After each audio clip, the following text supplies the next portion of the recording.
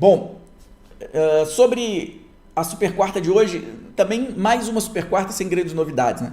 A principal delas talvez seja a Selic agora, né, que caiu um pouquinho, caiu mais meio, está em 10,75, né, se eu não me engano, só confirmar aqui, caiu meio 10,75. Então a gente tem a Selic agora em 10,75 e talvez esse seja até um gatilho interessante para a nossa bolsa, porque com uma Selic menor, nós vamos ter possivelmente uma pressão, né, um fluxo de capital maior para a renda variável, porque em algum momento os investidores aí que têm os ativos em renda fixa, principalmente institucional, né? O institucional com dinheiro em renda fixa ali, ele vai precisar tomar algum risco para performar melhor a carteira. Então, eu já falei isso aqui antes, a gente pode sim ter um fluxo maior para a renda variável em função dessa queda da Selic. Agora, depois eu vou falar um outro ponto que, na minha visão, é mais importante do que esse para melhorar o retorno dos ativos, do que efetivamente a Selic cair. Vamos falar um pouquinho do índice Bovespa, que está ali 129 mil, não perdeu 125, fechou acima do 125, né? Ou seja, testou o fundo ali, já falei isso semana passada, são 2 semanas em que testa 125 mil, não perde 125 mil, faz ali um repique, ou seja, faz um movimento forte para cima, está no 129. O mercado então fez esse movimento. Hoje foi um mercado mais forte, porque saiu notícia lá de fora de uma possível queda da taxa americana. A gente já falou disso aqui, que esse é um driver forte. Na hora que a taxa lá começar a cair, aí sim você vai ver um fluxo para cá, um fluxo maior. Então a gente tem esse drive e o mercado de lá, né, com as falas lá do Powell, enfim, deu uma sinalização dessa queda. Deu uma sinalização, ou seja, o mercado ele não gosta de incerteza, já falei isso diversas vezes. Então, com a fala lá de fora, Powell, enfim, o mercado então agora consegue identificar quando começa então o declínio de uma taxa lá nos Estados Unidos. E isso é ponto fundamental, isso é essencial, fundamental para a gente aqui, porque vai gerar um fluxo positivo para emergentes, para risco e por aí vai. Então, esse é um drive de curto prazo que a gente vê que está no horizonte, que vai movimentar a nossa bolsa. Agora, tem esse segundo drive. Só para fechar a bolsa aqui, tem muita novidade, né?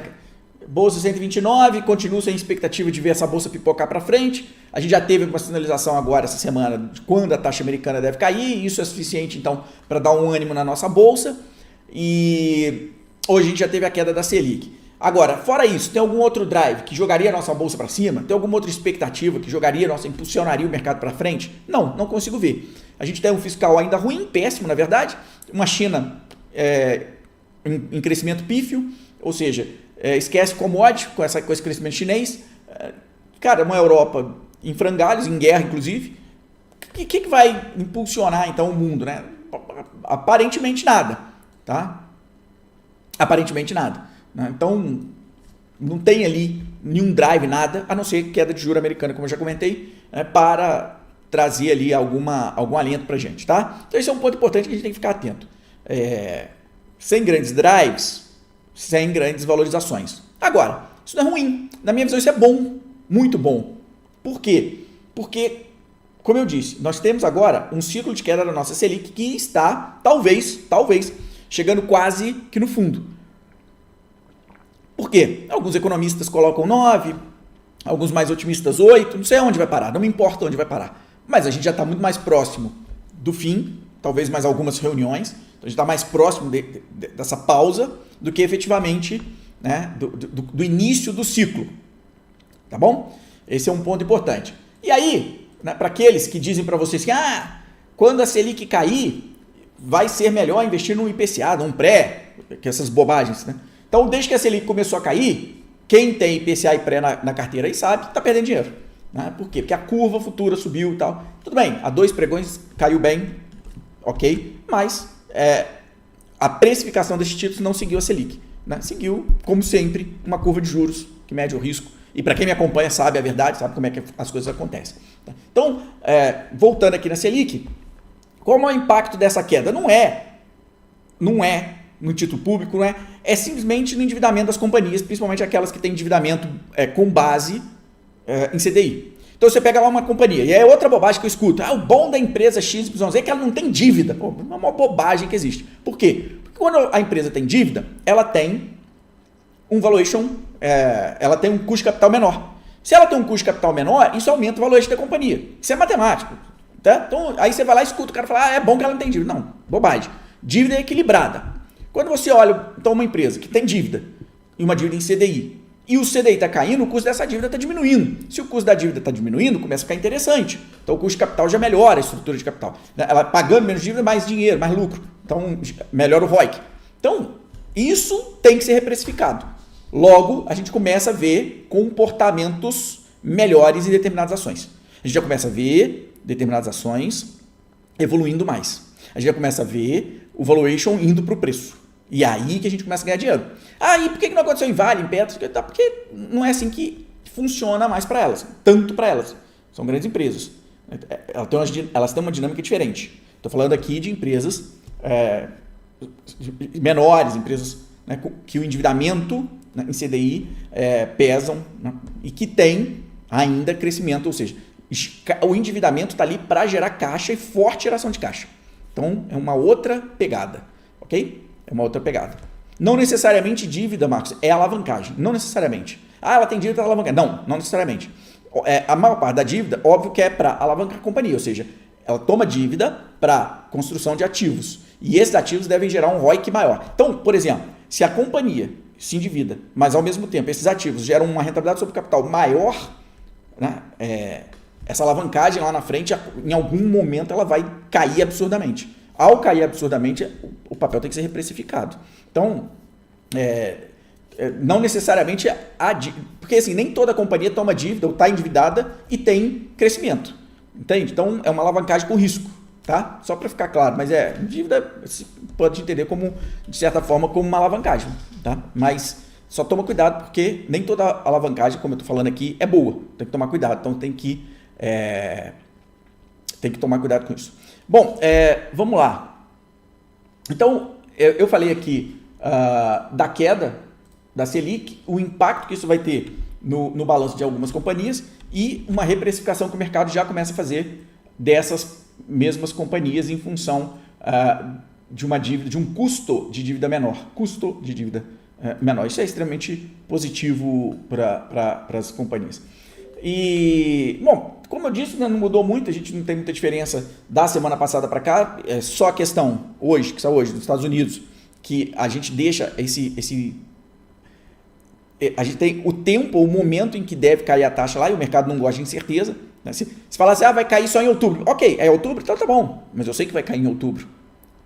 Então o mercado, beleza, se é outubro, então vamos jogar com outubro. Né? Então isso é que ficou claro agora. Então, isso foi importante porque ficou claro agora. Isso destravou o valor no mercado, destravou o preço, destravou o mercado. Né? E agora acabou de sair mais uma queda da Selic, ou seja, a gente continua no ciclo de queda. Ainda há espaço para mais queda, a gente deve ter mais quedas nas próximas reuniões do Copom.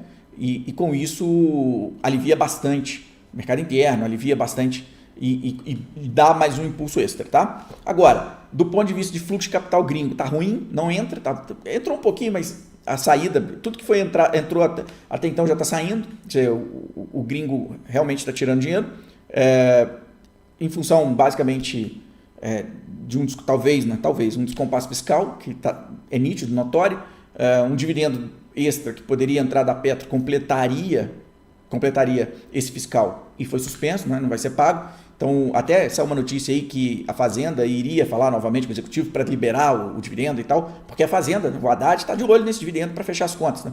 Então, fica mais difícil fechar as contas, porque era um dividendo gordo para a Fazenda e não vai entrar. Pelo menos foi suspenso por enquanto. Né? Ou seja, então, quando você olha para esse contexto, né, e já foi visto no passado essa coisa, acaba, né, o gringo acaba tirando dinheiro. E dinheiro gringo, pessoal, não entra em small cap. Né? Dinheiro gringo não entra em segunda, terceira linha. Dinheiro gringo entra em liquidez, porque eles precisam de liquidez. Entrar e sair rápido. Então, eles têm limite até onde eles entram. Né? Limite, papel. Então, você vê investida para cima de Vale, investida para cima de Braskem, investida para tudo quanto é lado. Então o gringo falou, de novo? Não, aí acaba tendo uma fuga de capital no primeiro momento. Agora, vamos ser sinceros, eu acho que eu continuo otimista. apesar de, na mudança de governo, a gente já sabendo do histórico que é o governo PT, eu fiquei, de certa forma, um pouco pessimista na economia, mas já vamos aí para quase 1 ano e meio de governo e nada mudou.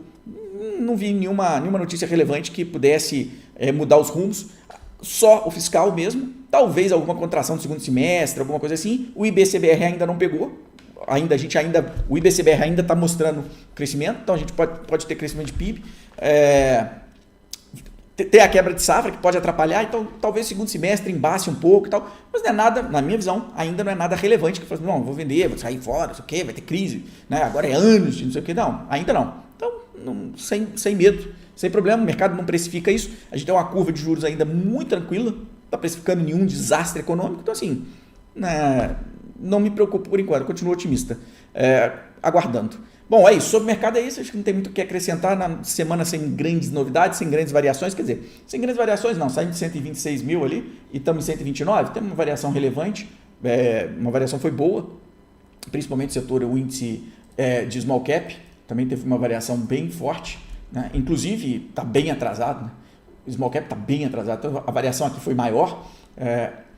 Enfim, é o segmento que eu acho que mais vai entregar até o final do ano. Mais vai entregar. Então tem que ficar bem atento a isso. Vamos para as perguntas aqui, podem fazer as suas perguntas.